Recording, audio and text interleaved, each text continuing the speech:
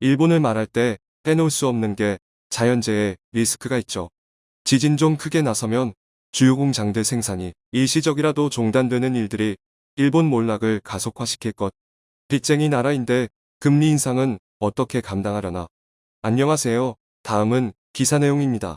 일본 경제가 경기 불황 속에서 물가가 상승하는 스태그플레이션에 빠질 가능성이 갈수록 커지고 있습니다. 일본은 전반적 물가 수준이 장기간 하락하는 디플레이션이 오래 지속되었기 때문에 물가 상승은 있을 수 없다는 인식이 팽배했습니다. 하지만 이제는 물가 상승이라는 리스크가 최악의 형태로 표면화될 가능성이 높아지고 있습니다. 자세한 내용 전해드리겠습니다. 구독, 좋아요, 감사합니다. 일본에도 물가 상승이 발생하고 있는 가장 큰 원인은 물론 유가 급등과 이에 따른 전 세계적인 인플레이션 때문일 것입니다. 미 연방준비제도 이사회 FRB는 지난 3월 16일 드디어 제로금리 정책에서 탈피하고 금리 인상으로 방향을 틀었습니다. 미국은 이미 역사적인 인플레이션이 발생했기 때문에 FRB는 금융긴축을 반드시 실행해야만 했습니다. 미국 경제는 튼튼하지만 여기서 방향을 잘못 잡으면 경기가 꺾일 가능성이 있습니다. 현재 미국은 인플레이션을 잘 억제하고 지속적인 성장을 유지할 수 있을 것인지 아니면 스태그플레이션에 빠질 것인지 갈림길에 서 있다고 할 수 있습니다.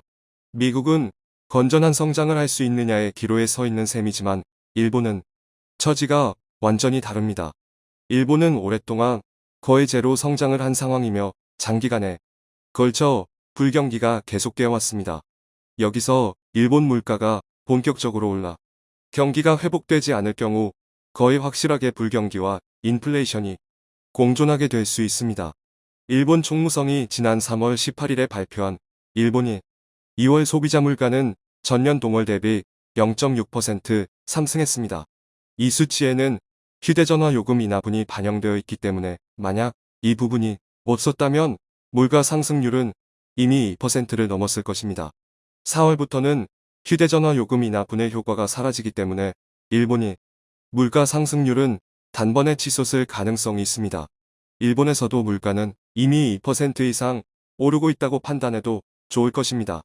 스태그플레이션이라는 말을 어떻게 정의하느냐에 따라 해석이 다르겠지만 경기 불황 속에서 물가 상승이 동시에 발생하는 상태로 정의하면 일본은 이미 스태그플레이션에 돌입했다고 볼 수도 있습니다. 여기서 주의할 점은 이번 물가 상승은 유가 등 상품 가격이 오른 것만이 원인이 아니라는 점입니다. 물가 상승의 시작점이 된 것은 확실히 유가이고 교과서적으로 말하면 코스트 푸시 인플레이션이 됩니다. 여기서 코스트 푸시 인플레이션은 생산 비용 자체가 상승해 인건비나 원자재와 같은 재료비가 급등하는 경우로 비용 상승 인플레이션이라고도 합니다. 반면 기업의 생산량보다 소비나 투자가 더 많아 공급에 비해 수요가 과도하여 물가가 상승하는 경우는 디맨드 풀 인플레이션이라고 부르며 수요견인 인플레이션이라고도 합니다. 하지만 이러한 구분은 어디까지나 교과서적인 이야기로 현실 세계에서는 대부분의 경우 여러 요인이 얽혀 인플레이션이 발생합니다. 따라서 이번 인플레이션을 코스트 푸시 인플레이션이라고 기계적으로 판단하는 것은 위험하다고 할 수 있습니다. 왜냐하면 유가가 안정되더라도 인플레이션이 진정될 가능성은 낮기 때문입니다. 일본은 1970년대 오일 쇼크라는 물가 급등을 경험했습니다. 70년대 오일 쇼크를 전형적인 코스트 푸시 인플레이션이라고 생각할 수도 있겠지만 사실은 다릅니다. 물가 상승의 시작점은 분명 유가 급등이지만 몇몇 품목 가격이 급등했다고 해서 큰 인플레이션이 발생하는 일은 통상 있을 수 없습니다. 그렇다면 일본에서 오일 쇼크로 인한 인플레이션은 왜 일어난 것인지 궁금해질 수 있습니다. 오일 쇼크가 발생하기 2년 전인 1971년에 더 중대한 일이 벌어졌습니다. 그것은 바로 닉슨 쇼크입니다. 닉슨 쇼크는 간략하게 말하면 미국이 달러를 금으로 바꿔주지 않겠다는 금태환 중지 선언을 하면서 전 세계에 충격을 준 사건입니다. 당시 가치가 하락했던 달러화가 시중에 쏟아져 나왔고 미국은 달러를 평가자라 할 수밖에 없었습니다. 독일과 일본은 환율 급등에 대응하기 위해 자국 통화 매도 개입과 함께 금융시장 혼란을 막기 위해 의도적으로 유동성을 공급했습니다. 오일 쇼크 전에는 현재의 아베노믹스와 마찬가지로 많은 돈을 시장에 뿌리는 정책이 펼쳐져 통화 가치가 훼손되기 쉬운 상황에 있었습니다. 여기에 유가 급등이라는 충격이 더해지면서 단번에 인플레이션이 가속화된 것입니다. 지금의 세계 경제는 당시와 매우 비슷하고 양적 완화책으로 인해 시장에는 엄청난 돈이 넘쳐나고 있습니다. 가뜩이나 물가가 오르기 쉬웠던 상황에 유가를 비롯한 원자재 가격 폭등이라는 충격이 더해졌습니다. 즉, 현재 진행되고 있는 물가 상승의 배경은 양적 완화책이라고 하는 화폐적 요인이 존재하고 있다고 할 수 있고 단순한 코스트 푸시 인플레이션은 아니다고 할 수 있습니다. 유가가 안정된다고 해서 인플레이션도 진정되리라는 전망을 하기 어렵기 때문에 일본이 직면한 사태는 심각하다고 할 수 있습니다. 그렇다면 일본 역시 향후 미국처럼 격렬한 물가 상승을 맞이할 것인지 궁금해질 것입니다. 일본 역시 물가는 오르겠지만 그 속도는 미국만큼 나타나지는 않을 것입니다.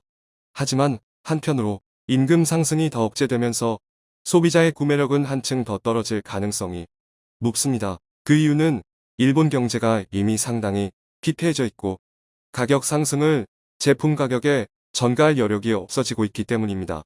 통상적으로 인플레이션이라고 하는 것은 원재료 가격의 비용 상승을 기업이 제품 가격에 전가하는 것으로 가속해 나갑니다.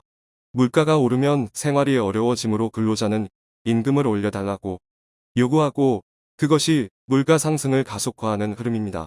하지만 경제가 피폐해져 있는 경우 제품 가격을 올리면 매출이 크게 감소할 것이기 때문에 기업은 생각하는 것처럼 가격을 전가할 수 없습니다. 지금 일본은 바로 그런 상태에 놓여 있다고 할 수 있습니다. 물가는 오르는데 임금이 오르지 않는다면 그것은 지옥과 같을 것입니다. 최근 일본의 GDP 통계는 지옥과 같은 상황이 도래하고 있음을 보여주고 있습니다. 지난 3월 9일 마이니치 신문에 따르면 내각부가 발표한 2021년 4분기 GDP 성장률은 물가 영향을 고려한 실질치로 전기 대비 1.1% 증가했고 연율 환산으로는 4.6% 증가했습니다. 숫자로만 보면 그런대로 괜찮은 결과처럼 보이지만 물가 영향을 고려하지 않은 명목 성장률은 고작 0.3%에 그치고 있어서 실질치가 명목치를 웃도는 상황이 발생하고 있었습니다. 실질치가 높았던 것은 GDP에서 사용하는 물가지표인 GDP 디플레이터가 마이너스였기 때문이며 디플레이터가 마이너스가 된 가장 큰 이유는 일본 내 물가 하락이 아니라 수입 가격의 상승 때문이었습니다.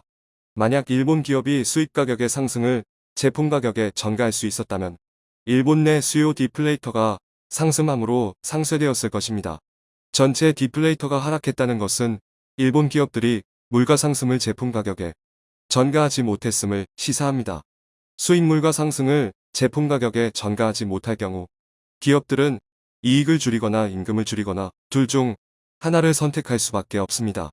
현재 일본의 기업 물가지수는 역사적 수준까지 올라간 상황이어서 일본 기업들의 원가 절감 노력으로는 해결할 수 없는 단계에 접어들었습니다.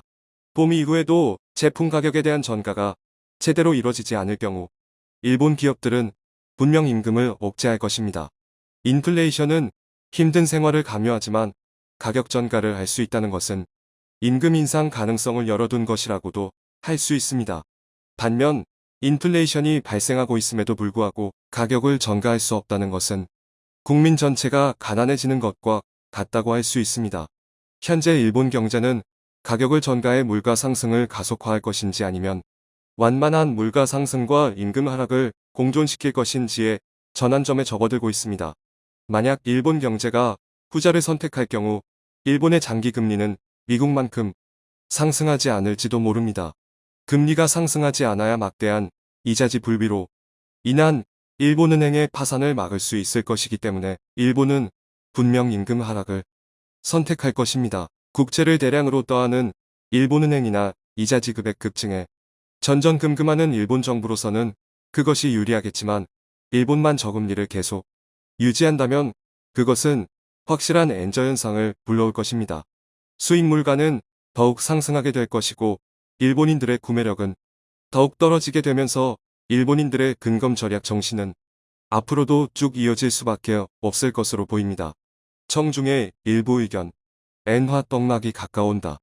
인건 빚가 가서 버티던 일본 물가. 수입 물가 올라가고 미국 금리 올라가고 유가 올라가고 엔화 떡락은 계속되고 지옥행 열차. 대출 카드 돌려막기 하다가 신용불량돼서 개인 회생 신청하거나 결국은 파산이고 회복하려면 시간이 많이 걸리죠. 이젠 일본의 경제 가폭망하여 국민의 삶이 피폐해지 고국제 정치에서 따다 하는 징조는 끊임없이 발생되어 왔다. 아무쪼록 더 추락하길 빈다. 일본은 돈을 너무 찍어내서 엔화는 머지않아 휴지 조각이 될 것이다. 몰락이 머지않았다. 시청해주셔서 감사합니다.